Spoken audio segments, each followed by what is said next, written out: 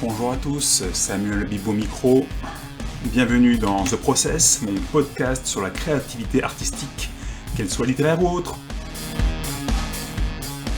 Dans cette partie de l'épisode d'aujourd'hui, je vais m'entretenir avec Marion Tessen, une jeune journaliste qui, au début du confinement, a lancé un podcast, L'Éternel Dimanche, où elle s'intéresse aux ressentis de personnes confinées et où elle discute avec eux de différentes méthodes pour mieux profiter du confinement. Pourrais-tu nous parler de la naissance de ta vocation, puis de ton parcours ? En fait, j'ai toujours voulu être journaliste. Et ça m'est venu parce que j'explique un peu ça sur mon site sans trop rentrer dans les détails, mais j'ai toujours regardé le rugby avec mon papa. C'était notre truc. Je sais même pas t'expliquer pourquoi. J'ai toujours vu du rugby à la télé et j'ai toujours voulu être avec mon papa. Je restais avec lui tout le temps. Dès qu'il allait au garage ou à l'étage, je le suivais partout. Et donc je regardais bien sûr le rugby avec lui. J'ai appris les règles avec lui. Mais il a un travail qui fait qu'il se lève très tôt le matin, donc il allait se coucher tôt le soir. Et donc moi, je regardais les matchs de rugby toute seule. Donc tu peux imaginer la petite Marion de 10 ans assise devant la télé à regarder du rugby, il doit être très bizarre, en pyjama avec des petites fleurs sûrement. Et en fait, j'écrivais sur un papier ce qui s'était passé dans le match et je le laissais sur le bar. Comme ça, quand mon père se levait pour aller travailler, il pouvait lire rapidement les infos de ce qui s'était passé la veille dans le match qu'il avait raté, quoi. Mais je pense que j'ai fait ça pendant un certain temps avant de vraiment me poser la question. J'ai toujours été attirée par l'écriture.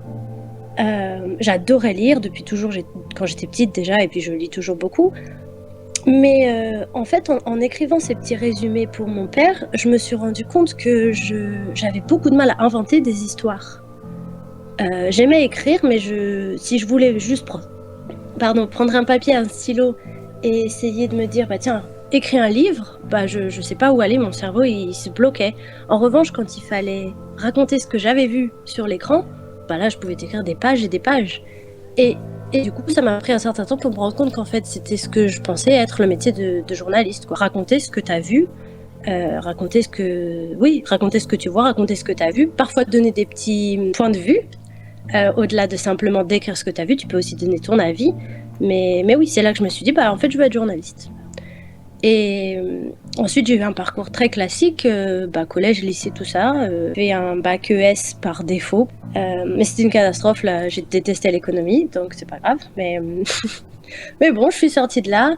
Et là, par contre, je me suis retrouvée devant pas un problème, mais en fait, à part le journalisme, il n'y a rien du tout qui m'intéressait. Sauf qu'en sortie de bac, tu dois remplir des vœux sur, je sais plus comment ça s'appelle, parce qu'en fait je l'ai même pas fait, parce que j'ai tenté un concours d'une école de journalisme sur Paris. Alors tout le monde m'avait dit de surtout pas faire ça, parce qu'à 18 ans t'as pas assez d'expérience, tu peux pas aller de la terminale en école de journalisme, il faut d'abord avoir un bagage à la fac.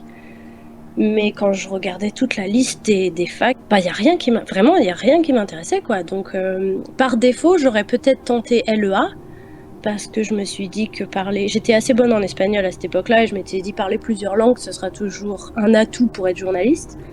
Mais ouais, sinon j'étais juste un peu... Et ça, je trouve ça vachement dommage par rapport au système de l'éducation en France.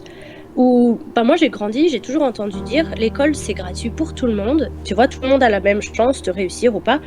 Et en fait c'est pas vrai, parce que moi je me suis retrouvée là, j'ai fait des salons, j'ai trouvé une école de journalisme, évidemment elles étaient toutes payantes, ce sont des écoles privées, mais j'ai eu la chance d'avoir des parents qui financièrement m'ont aidée. Et je me suis toujours dit mais tu te rends compte si j'avais pas eu des parents qui pouvaient m'aider, ou alors même il y a sûrement des tas de gens qui sont plus intelligents ou plus doués que moi et qui n'ont pas ces parents qui leur ont payé une école. Tu vois, je me suis même posé cette question de la légitimité. Qu'est-ce que je fais là, en fait ? Je suis là parce que mes parents ils ont de l'argent. Mais bon, j'ai fait cette école. Ok, tu as ton bac en poche, tu débarques dans l'école de journalisme.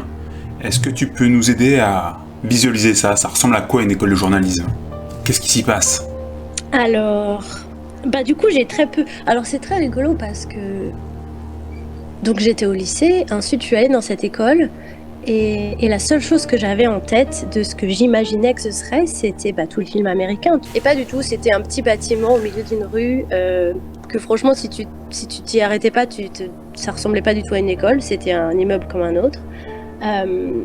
Mais là où elle était très intéressante, cette école, en tout cas pour la première année, c'est que déjà c'était une école plurimédia. Donc j'ai été formée presse écrite, télé, radio et presse web. Et ça c'était nouveau parce que évidemment on achète de moins en moins de journaux et on va de plus en plus sur les écrans. Donc la manière d'écrire est encore différente. Donc on avait en fait l'emploi du temps, si tu veux, c'était une semaine par matière. Et aussi, du coup, un prof différent à chaque fois. Et c'était même pas des profs, c'était des intervenants, quoi. C'était tous des journalistes qui parfois venaient qu'une fois dans leur vie, juste pour faire une semaine où ils présentaient leur métier. Et puis, ils te donnaient des exercices par rapport à ça. Et puis, à la fin de la semaine, tu avais une note sur la semaine, en fait. Donc, pour ça, c'était passionnant parce que quand tu reçois ton emploi du temps au début et que tu vois presse écrite, ensuite télé, radio, je dis, oh là là, tu vois, je sors du lycée, je viens d'avoir mon bac et là, je vois, c'est assez incroyable. Et la première année est passionnante parce que finalement, elle t'apprend tout ce qui est théorique, qui peut être un peu chiant, mais dont tu as quand même besoin. Tu as besoin de savoir écrire un article. Tu vas d'un point A à un point B, en fait. Tu as besoin d'avoir toutes les techniques au milieu. Après, les mots, c'est toi qui les choisis. Mais il y a quand même des petites choses à respecter. Pareil pour la télé, je pense que ça nous a pris 2-3 semaines à juste apprendre à se servir d'une caméra avant d'aller faire notre film. Parce qu'il y a des boutons partout, parce qu'il faut régler les couleurs, il y a des tas de réglages à connaître et à faire. Après, il y a aussi toute la partie montage, pareil, ça prend des semaines. Donc toute cette première année, en fait, elle est vraiment sur toute cette partie théorique. Et je pense qu'elle est indispensable. Et ensuite... c'était donc une école en 3 ans, et ensuite en 2e et 3e année, on avait des stages à faire. Et là, clairement, une fois que j'ai fait mon premier stage, à l'école, je me suis dit, en fait, ça sert plus à rien. Et c'est pas grave, parce que ça m'a quand même servi à trouver un stage, finalement. Tu vois, ça sert pas à rien. J'ai plus appris en 3 semaines de stage qu'en 1 an d'école. Moi, j'étais à la télé, et je peux te dire qu'à la télé... je pense que c'est moitié-moitié ceux qui viennent d'une école et ceux qui sont là parce que c'est le fils d'eux ou la fille d'eux ou la nièce ou peu importe. Et je pense que la télé, t'as pas... Enfin, quand t'es devant la caméra, t'as pas besoin d'aller à l'école. En revanche, pour tout ce qui est un peu plus technique, donc déjà être derrière la caméra, ou bien par contre la presse écrite, je pense qu'il faut réellement avoir les bases. Mais malheureusement, la presse écrite, c'est plus vraiment l'avenir. Mais je pense qu'il faut vraiment avoir les bases de comment écrire un article. Et d'ailleurs, j'ai ma cousine qui m'a demandé des conseils cette année parce qu'elle est en fac de com. Elle est en fac de com. Et pour un exercice, ils devaient écrire un article comme des journalistes. Mais ils avaient pas de prof pour le journalisme, ils n'avaient pas de formation. Donc elle m'a juste dit, ça veut dire quoi écrire un article comme une journaliste ? Et donc, je lui ai bien expliqué que l'idée, c'est qu'il faut, bien sûr, il faut un titre accrocheur. Ensuite, il faut un petit chapeau. Donc, c'est la petite... Enfin, ce qu'on peut appeler l'introduction. Mais finalement, il faut surtout pas que ce qu'il y a dans ton chapeau, ça se répète dans ton article. Tout doit apporter une information différente. Si ton titre, c'est... moi, j'avais ton nom, professeur de maths et écrivain. Ensuite, le chapeau, ça devrait être... Julien a créé son podcast parce que ceci, cela... Et ensuite, l'article, il doit surtout pas commencer par « Julien a créé son podcast », puisque je viens de le dire. Du coup, l'article, il va commencer par prof de maths pendant 15 ans, tu vois, on part carrément sur autre chose. Et chaque élément doit apporter une information différente. Ok, donc l'école, de par ses enseignements théoriques, apporte des compétences qui sont loin d'être négligeables pour le journaliste en devenir. Laissons l'école quand même de côté et revenons sur les stages pratiques. Il me semble que tu as eu l'occasion de travailler en tant que productrice lors d'un de tes stages, et j'aimerais bien que tu me parles un petit peu de ce rôle-là, de ce métier qui souvent n'est pas très connu pour les gens qui sont à l'extérieur du sérail. L'idée, c'était que moi, j'étais responsable d'une émission. Donc, c'était une émission hebdomadaire. Et si tu veux, il fallait que pour le dimanche suivant, on avait 1 heure d'émission, il fallait trouver des choses à dire, des choses à passer à la télé pendant 1 heure. Donc, tu as à ta disposition ce qu'on appelle des JRI, donc des journalistes reporters d'images, qui sont en fait des caméramans sur le terrain. Tu peux les envoyer un peu partout. Donc après, j'organise des interviews entre, là c'était le sport bien sûr, donc entre un joueur de telle équipe à Paris, donc on va envoyer tel journaliste pour faire l'interview. Et puis ensuite, tu vois, réfléchir à tous ces différents sujets dans lesquels on va parler pendant 1 heure. Ensuite, il faut aussi trouver des invités, parce que juste les journalistes sur un plateau, c'est un peu chiant. Donc là, il y a des gens qui sont chargés de ça, qui sont programmateurs d'invités. Et puis ensuite, pendant l'émission, mon rôle était de m'assurer que tout soit prêt pour l'heure de l'émission. Donc, c'est-à-dire qu'il y a des rédacteurs qui vont faire des sujets, donc ils vont récupérer les images qui ont été filmées, ils vont poser leur voix dessus en racontant une histoire par rapport à un angle qu'on aura choisi ensemble en conférence de rédaction. Et puis pendant le déroulé de l'émission, moi j'étais dans l'oreillette en fait du présentateur pour qu'on s'assure de déjà qu'on aborde tous les sujets, parce que des fois quand tu es en conversation comme ça, parce que c'était un peu ça, c'était une conversation sympa entre mon présentateur et puis les 2-3 rugbyman qui étaient sur le plateau, mais des fois il fallait un peu le rappeler à l'ordre pour lui dire là faut changer de sujet parce que le temps passe et puis tu as aussi des limites de temps à respecter. Donc voilà, ça consistait essentiellement à ça, mon premier boulot en tout cas.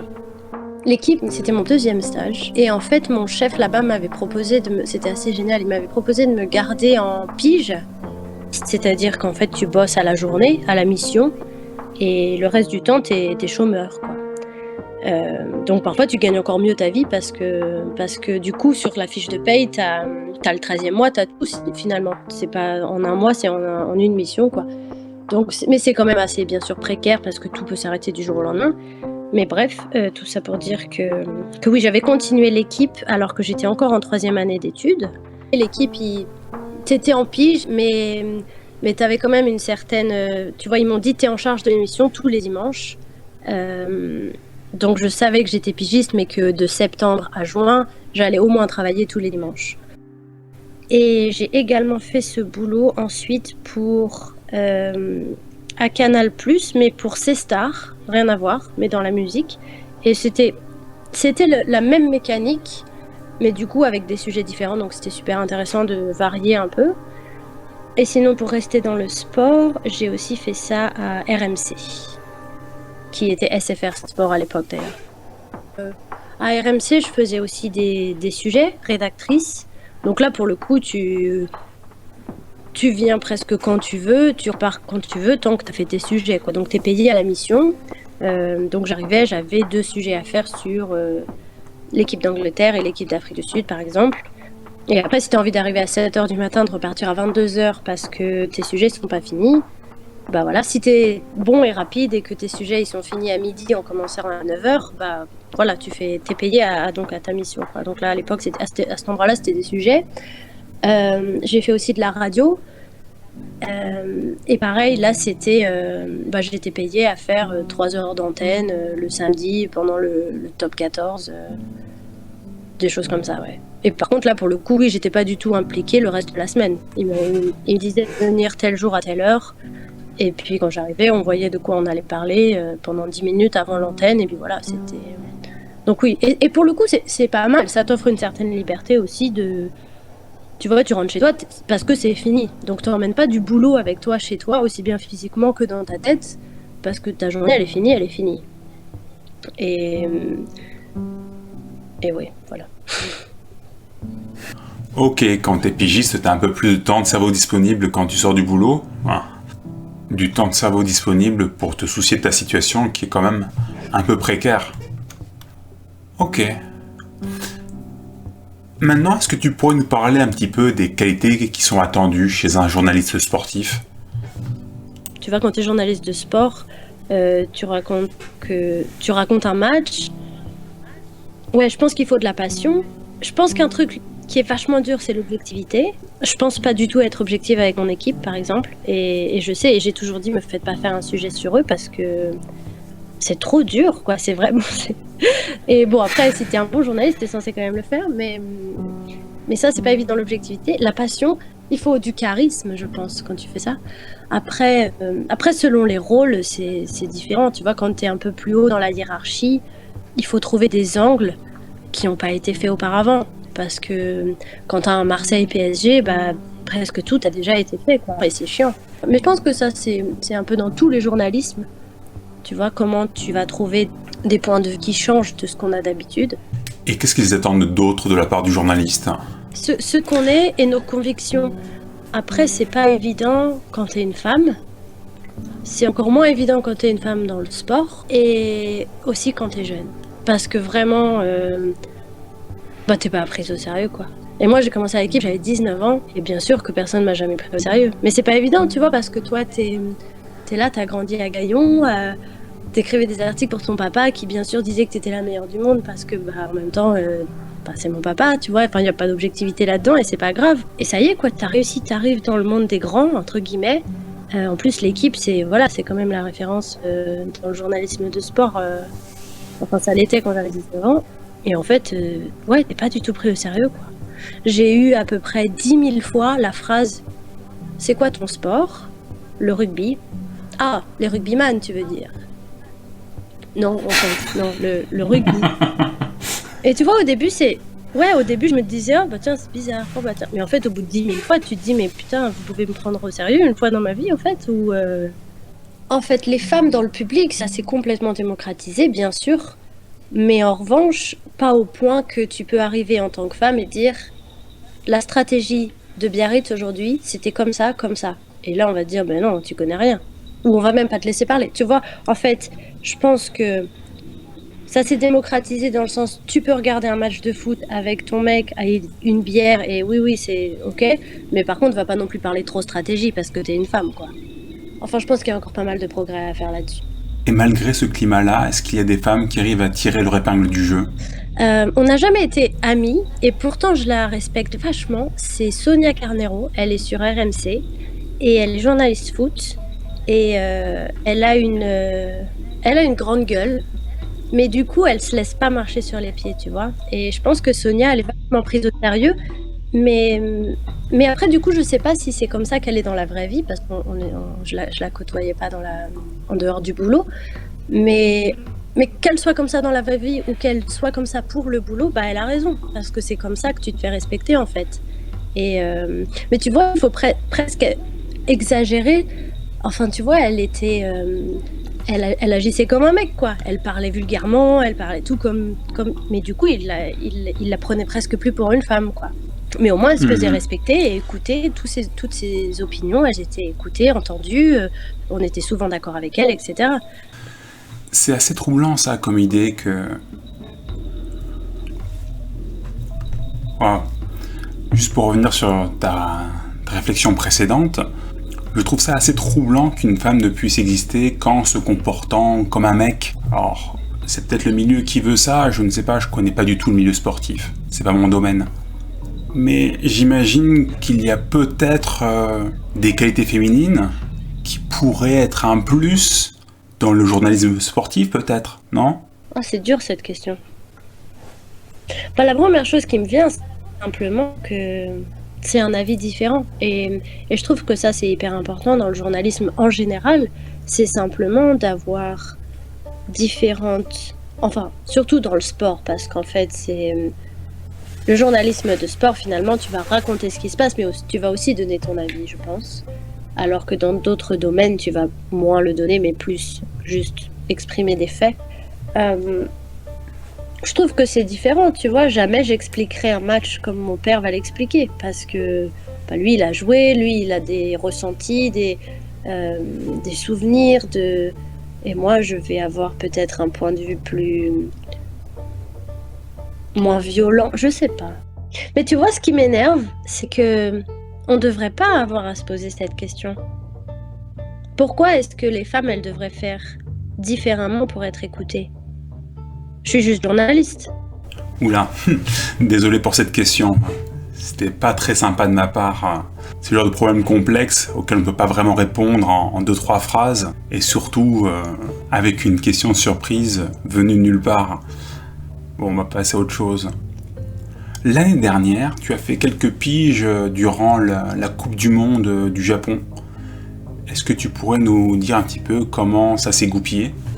En fait, quand j'y suis allée, j'avais aucune piste de travail.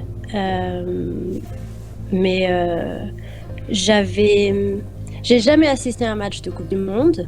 J'avais gagné des places en 2007 quand la Coupe du Monde était en France, mais à Montpellier, et j'étais trop petite, je pouvais pas y aller toute seule. Et donc du coup, là je m'étais dit, bah ouais, aller au Japon déjà, ça j'adorerais, et en plus pendant la Coupe du Monde, comme ça on fait deux choses en une. Et donc ouais, quand j'ai décidé d'y aller, j'avais aucune piste professionnelle. Et une fois en Australie, parce que je suis partie d'Australie pour aller au Japon, j'ai fait des petites piges pour ABC Radio à Sydney, parce que ils ont une émission qui s'appelait Japan in Focus, donc c'était vraiment que sur le Japon. Et du coup, j'intervenais juste pour raconter un peu ce qui se passait. Donc, on parlait de l'équipe du Japon et de l'équipe d'Australie, pas de la France, mais c'était pas très grave. L'idée, c'était vraiment de parler de ce qui se passait sur place. En plus, on était là pendant le typhon. Donc, il y a des matchs qui ont été annulés, etc. à cause de ça. Donc, ils voulaient vraiment... Après, j'imagine que s'ils avaient voulu, ils auraient pu trouver les infos de Sydney juste en ligne et raconter, il y a tant de matchs qui sont annulés au Japon, voilà. Mais j'imagine que c'était un peu plus intéressant d'avoir quelqu'un sur place. Donc, on était, oui, beaucoup sur l'ambiance, ce qui se passe, un petit peu de côté sportif, mais vachement moins finalement. C'était surtout... aussi sur les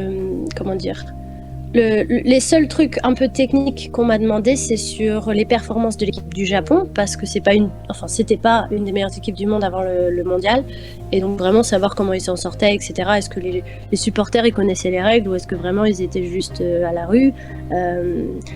Mais sinon oui, c'était beaucoup sur l'ambiance, comment on était reçus, comment c'était organisé, est-ce que ça avait l'air, tu vois, d'être, ils étaient perdus, ou est-ce que vraiment c'était bien organisé.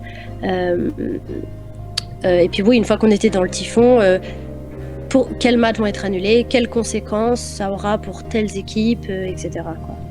Mais j'ai fait ça pendant juste 2 semaines, je pense. Okay. Ça, c'était radio, donc c'était juste la voix. Mais c'était vachement stressant. Quand on te disait ok, je t'appelle dans 10 minutes, oh la pression qui monte. Et puis tu sais, le faire dans une autre langue, c'est un sacré... Mais c'est un super bon exercice, parce que c'était pas très long, c'était en général 5-10 minutes, pas plus que 10 minutes je pense. Donc ça passe vite quand tu parles, surtout quand tu parles d'un truc qui te passionne, tu vois, c'est pas... Je pense pas que je ramais, mais oui, c'était radio, donc on se fixait 1 heure, parce qu'il y avait aussi le décalage horaire. On se fixait 1 heure, on s'appelait par Skype, et puis après eux ils m'enregistraient, et je pense pas que c'était en direct, à chaque fois c'était monté, parce que comme j'étais pas très expérimentée et que je suis pas anglophone de base, il m'avait dit pour pas qu'il y ait trop de stress pour moi aussi, si je voulais me reprendre, recommencer certaines phrases et tout, il pouvait couper au montage. Donc ça, c'était sympa, parce que ça met quand même vachement moins de pression si t'es pas en plus en direct. Ouais. D'accord, ça a dû être une expérience très sympa, quoi. Ah ouais, c'était bien, c'était vraiment incroyable. Puis surtout, tu vois, c'était la première fois que quelqu'un me demandait mon avis sur du rugby, quoi. Où il y avait personne qui pouvait me contredire, ou me dire je te crois pas, ou c'était juste qu'est-ce qui se passe, racontez-moi. Et ensuite, quand tu dis ce qui se passe, pourquoi les Japonais ils ont pas réussi ce match, ou pourquoi ils sont meilleurs que les autres, ou pourquoi. Et on questionne pas du tout ton analyse, en fait. Et ça, c'est aussi hyper bon pour l'ego. Tu vois, je me suis dit, j'ai pas fait tout ça pour rien, en fait. Je sais, je peux m'exprimer. Tu reprends aussi peut-être un peu de confiance en toi. Mais c'était incroyable. C'était incroyable. Le pays, le rugby, et puis cette espèce... Après, je pense que c'est peut-être lié aux Japonais, mais d'une gentillesse incroyable. Et nous demandait de prendre des photos avec eux à la fin des matchs. Tu vois, au début, je pensais que... Parce qu'en plus, ils parlaient très mal anglais, mais ils se faisaient toujours comprendre, ils avaient juste un sourire jusqu'aux oreilles. Et puis, tu sais, ils te tendent leur téléphone en te disant photo. Donc, je pensais qu'ils voulaient que je les prenne en photo avec leurs amis, leur famille et tout. Mais non, en fait, c'était non, together. Et je disais, together, oh. Et en fait, ils voulaient être en photo avec nous parce que on était touristes, quoi. C'était incroyable. Ouais. Waouh, ça avait l'air d'être quelque chose. Bon, là, on va laisser de côté ce voyage merveilleux et on va se pencher sur quelque chose d'un petit peu moins joyeux, l'avenir du journalisme. Avec le développement du numérique, la presse et l'information a vraiment connu de gros changements et j'aimerais bien savoir, à ton avis, quelle est la place du journalisme dans le monde de demain et à quoi est-ce qu'il sert et qu'est-ce qu'il peut faire? Je suis pas certaine que dans l'avenir, on écoute davantage quelqu'un qui a une carte de journaliste ou un diplôme de journaliste plutôt que quelqu'un qui n'en a pas et qui s'improvise journaliste avec peut-être de très bons arguments aussi, tu vois. Je pense que la limite, la barrière va devenir très très floue. J'ai un peu le sentiment que si tu passes à la télé, on va t'écouter. Parce qu'on est très dans l'apparence et je trouve ça un peu dommage. Mais c'est pas grave. Je pense que je vais continuer, par exemple, moi, de faire ce que je fais et sans être, encore une fois, Claire Chazal et sans avoir une audience incroyable et on m'écoutera peut-être jamais, mais c'est pas grave.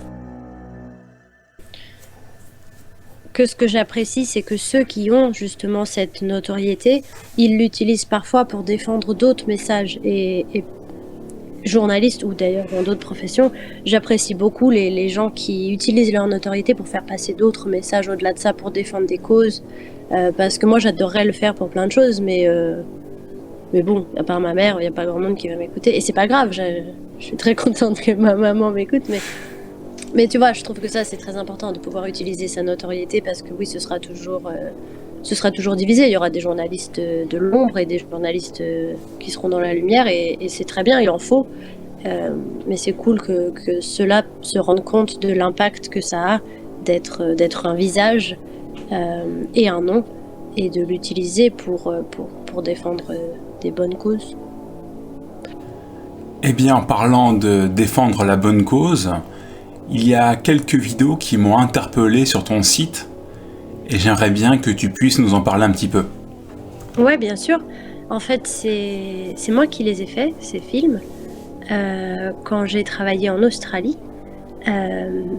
Et en fait, j'ai eu la chance de travailler pour un organisme qui s'appelle donc le Migrant Workers Center. En fait, ça fait partie, si tu veux, un peu de la CGT de Melbourne. C'était donc un petit... une entité dans le syndicat de là-bas qui s'occupe exclusivement des migrants qui ont des problèmes au travail de manière générale, donc soit qui sont pas payés, soit qui sont exploités, soit il y avait beaucoup de femmes qui travaillaient dans les fermes qui étaient comment on dit ça en français, harcelées. Donc oui, c'était une expérience absolument incroyable et surtout c'est un truc qui fait beaucoup grandir de voir tous ces gens-là et c'est pas évident au niveau en tout cas du boulot que moi j'avais. Donc l'idée c'était que ces deux personnes-là que j'ai sur mon site, elles sont venues nous voir pour demander de l'aide. Et ensuite, c'est là que donc elles demandent de l'aide, elles expliquent voilà ce qui s'est passé. Il y en a qui n'étaient pas payés. La deuxième, Brenda, en fait, le boss lui a dit je te fournis la maison et du coup tu seras payé moins, etc. Mais ça c'est complètement illégal. Le patron il peut pas te dire tu dors chez moi et du coup je te paye moins. Même en France ça n'existe pas non plus. Mais ensuite la difficulté elle est aussi d'aller dire à ces personnes voilà, moi je suis journaliste pour ce centre et je voudrais beaucoup raconter votre histoire. Parce que l'idée, en fait, c'est que si vous racontez votre histoire, d'autres vont aussi parler. Et à force d'avoir des témoignages, on va pouvoir changer quelque chose. Et la majorité ne voulait pas. Et je le comprends parce qu'en plus, c'était pas seulement des interviews écrites, c'était des films. Et il y en a plusieurs qui m'avaient dit oui et qui ensuite m'ont dit ah non, c'est la caméra, ça fait peur quoi. Et je comprends, tu vois, parce que dans leur cas à ces personnes-là qui viennent, qui dénoncent leur patron, qui en général n'ont pas de papier ou alors sont limite en règle parce que le patron a promis de faire un visa travail, mais en fait il l'a jamais fait parce que ça lui coûte trop cher. Donc la personne, elle sait même pas qu'elle est pas en règle. Évidemment, c'est pas évident de te mettre ta tête devant la caméra pour aller raconter dans quelle situation tu te trouves. Comment est-ce que tu t'es retrouvé dans cette situation où tu as été sollicité pour donner une voix à ces personnes-là? Ma belle-mère travaillait là-bas et cherchait une journaliste et du coup elle m'a trouvé un boulot là-bas. Donc c'est un peu de la chance. Mais après je l'ai vraiment pris au sérieux et j'ai adoré quoi. C'est-à-dire que j'étais quand même en période d'essai au début parce que j'étais la belle-fille machin. Et ensuite ils m'ont gardée, ils m'ont même prolongée parce que je faisais du bon boulot. Mais direct c'était ça le job en fait. C'était voilà, t'es journaliste donc tu vas trouver des histoires et par rapport, après je devais travailler avec mes collègues qui eux aidaient les migrants et voir lesquels voulaient bien témoigner. Il y en a que j'ai fait que à l'écrit parce qu'ils voulaient pas avoir leur tête sur un film et encore une fois je le comprends. Et d'autres qui ont accepté, on a fait des films, voilà, mais c'était ça mon rôle, c'était de créer des films pour promouvoir le centre, promouvoir le fait que ce centre aide les gens. Et puis ensuite, l'idée, c'est d'en avoir un sacré nombre pour aller au gouvernement et leur dire, voilà ce qui se passe ici, il faut que ça change. Et c'était super intéressant, rien à voir avec mon expérience précédente, mais tellement plus humaine et enrichissante en fait, que juste regarder les matchs de rugby. Enfin, je me suis découvert une passion pour la politique quand je travaillais là-bas, tu vois, c'est clairement orienté. Après, j'avais aussi des consignes à respecter. C'est ce que l'ensemble du syndicat pour lequel je travaillais voulait comme message. Après, j'ai choisi d'accepter de le faire aussi. J'aurais pu dire non, c'est pas mon bord. Mais c'était un truc qui me touchait particulièrement parce que moi aussi, j'étais migrante en Australie. Alors oui, je venais pas d'Asie. Je venais d'un pays assez aisé qu'est la France. Donc finalement, ils me considéraient presque pas comme une étrangère dans le sens où l'Europe, c'est tellement riche et c'est tellement génial qu'ils voudraient tous être européens. Tu vois. Par contre, quand tu viens de pays pauvres en Asie, là, t'es discriminé beaucoup plus. Et donc, c'était aussi un truc qui me tenait à cœur de défendre ces pauvres personnes qui essayaient juste d'aller trouver un peu de bonheur ailleurs parce que les conditions dans leur pays, elles sont compliquées. Je trouve que le film, je crois qu'il raconte des faits qui sortent des mots de la bouche d'une personne. Il n'y a rien que moi j'ai dit ou mal dit ou interprété. Et à aucun moment non plus il y a un message politique. C'est-à-dire que je dis le centre m'a aidé, enfin elle dit le centre m'a aidé. Mais je pense qu'à aucun moment on cite une entreprise en disant cette entreprise m'a discriminé. À aucun moment on dit le gouvernement qui est à droite c'est de la merde, votez à gauche. Il faut pas oublier que ici aussi les chaînes de télé elles ont une orientation politique et si tu regardes le journal de TF1 et le journal de France 2, sans te dire l'orientation politique, c'est assez évident, tu vas avoir des sujets qui sont à la base les mêmes, mais selon l'angle dans lequel c'est traité, tu vas assez rapidement comprendre dans quel bord politique on est dirigé, quoi. Et c'est pareil, je trouve. La manifestation des Gilets jaunes, elle s'est passée comme ceci, comme cela, et dans un autre, on va dire, regardez, les flics, ils tapent sur tout le monde. Selon l'angle dans lequel tu prends l'histoire, tu donnes ton avis aussi, quoi. Et je pense que ça, c'est quelque chose que, du coup, j'avais pas du tout dans le journalisme sportif. C'est-à-dire que il y a très rarement un lien avec la politique. Et en gros, oui, toi, soit t'es pour Paris, soit t'es pour Marseille, quoi. C'est le plus gros clivage qui est, c'est ça. Donc bon, tu risques pas grand-chose. Mais je pense qu'à partir du moment où tu sors du sport, je pense que presque tous les domaines sont un peu, il y a un petit clivage quand même, tu vois, tu es obligé de donner ton avis, tu es obligé en tout cas de... Après, tu peux ne pas être du même bord et pourtant aller travailler pour certains journaux qui sont pas... Mais bon, il faut travailler, alors tu choisis quoi? Tu choisis de travailler ou tu choisis de travailler que pour les médias qui partagent tes idées politiques? Voilà. C'est un problème épineux tout ça. Et je suis content de ne pas avoir à y répondre, ne serait-ce que parce qu'on est sur mon podcast, et donc je fais ce que je veux. C'est sur cette question épineuse sans réponse que s'arrête l'épisode d'aujourd'hui. Si vous avez aimé, pensez à appuyer sur le bouton like, et si vous avez envie d'être tenu au courant des prochaines sorties du podcast, appuyez sur le bouton pour s'abonner. À bientôt.